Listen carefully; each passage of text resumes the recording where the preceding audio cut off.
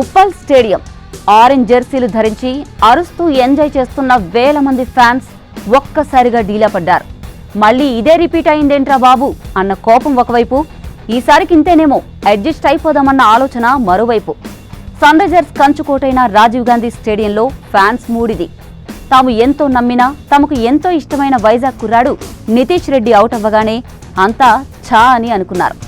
ఈ సీజన్లో ఒక్కసారైనా ఎస్ఆర్హెచ్ని గెలిపిస్తాడా అన్న ఆందోళన మన తెలుగు క్రికెట్ అభిమానుల్లో కొట్టొచ్చినట్టు కనిపించింది. తనని చూడ్డానికి వచ్చిన ఫ్యాన్స్ను అప్సెట్ చేశానని నితీష్ కూడా అర్థమైంది. అందుకే డగౌట్కి వెళ్తూ హెల్మెట్ని ఉక్రోషంతో విసిరికొట్టాడు.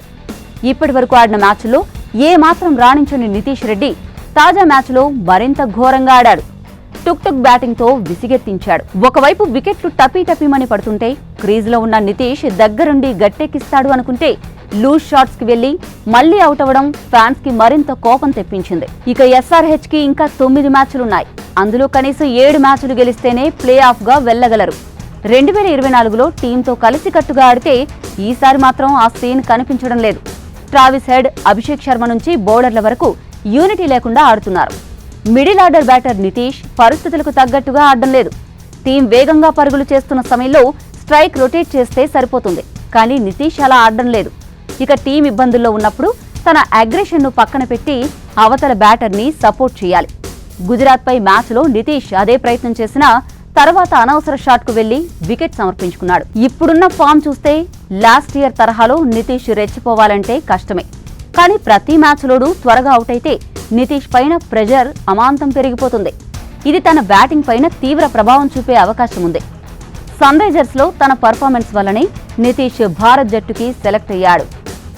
ఈసారి ఐపీఎల్లో ఫెయిల్ అయితే మరొకరు నితీష్ రెడ్డి స్థానాన్ని టీమిండియాలో భర్తీ చేసేస్తారు.